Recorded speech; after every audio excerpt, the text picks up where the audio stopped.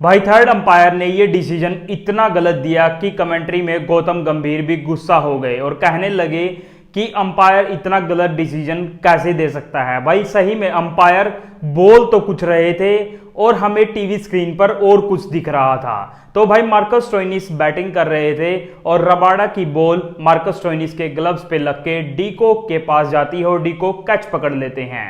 और भाई जब ये रिव्यू थर्ड अंपायर के पास जाता है तो हमें दिखता है कि बॉल ग्लव्स पे तो लगी है, लेकिन भाई जो ग्लव्स है वो बैट से अटैच नहीं है। यानी कि ग्लव्स बैट से अटैच होने चाहिए और जब अगर एज लगे तो जब आउट माना जाता है। लेकिन हमारे बादशाह थर्ड अंपायर क्या बोलते हैं कि जो ग्लव्स है वो बैट से नहीं, ऊपर वाले ग्लव से दूसरे हाथ के उससे टच हुआ है, इसीलिए ये आउट है। और आप भाई फोटो में साफ साफ देख सकते हैं कि जो ग्लव्स है वो ऊपर वाले ग्लव से भी अटैच नहीं है और ना ही बैट से अटैच है। तो भाई ये बहुत ही ज्यादा गलत डिसीजन था। और भाई एक दूसरे डिसीजन की बात करें तो स्टीव स्मिथ भी बैटिंग कर रहे थे और बॉलिंग रबाडा ही कर रहे थे।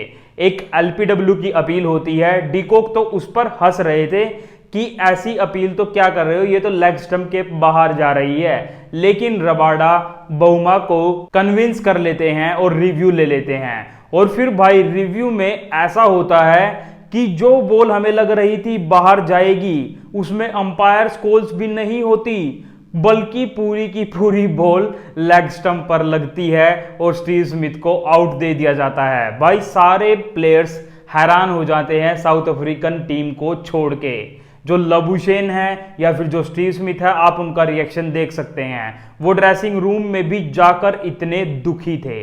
तो भाई आज के मैच में अंपायर्स ने ये दो डिसीजन गलत दिए।